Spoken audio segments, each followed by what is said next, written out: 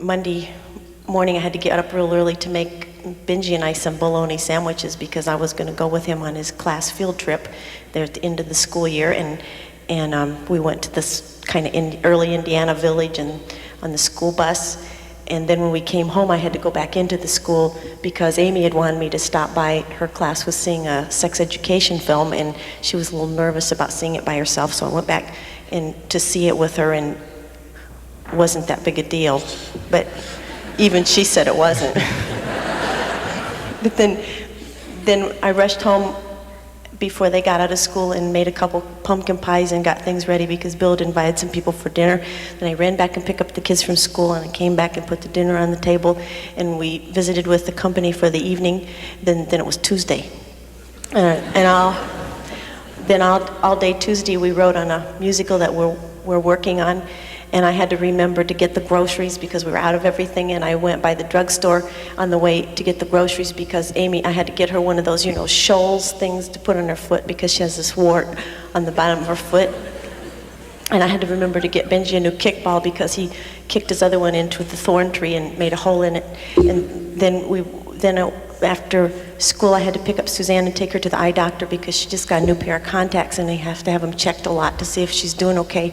Then I went home and that night we kind of played some badminton and we didn't have anything very special to do. And then on Wednesday, we worked all day on some songs that we were writing on, and then after school I had to pick up the kids because Wednesdays is our piano lesson day, and I have to remember to take Suzanne first to oboe because then she can take her oboe lesson while Amy's taking the first piano lesson, because as soon as Amy takes her piano lesson, then she has to go to flute. And so I take her to flute, and Benji takes the second piano lesson while I go pick up Suzanne from oboe. And then before I go to take her there, I stop at McDonald's and get Benji a hamburger before he faints.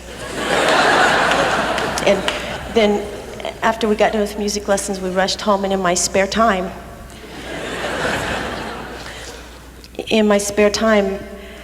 I picked up the Bible. And it said, "And thou shalt love the Lord thy God with all thy heart, and with all thy soul, and with all thy mind, and with all thy strength. And thou shalt teach it diligently to thy children when thou risest up, and when thou sittest at thy table, and when thou walkest by the way, and when thou liest down.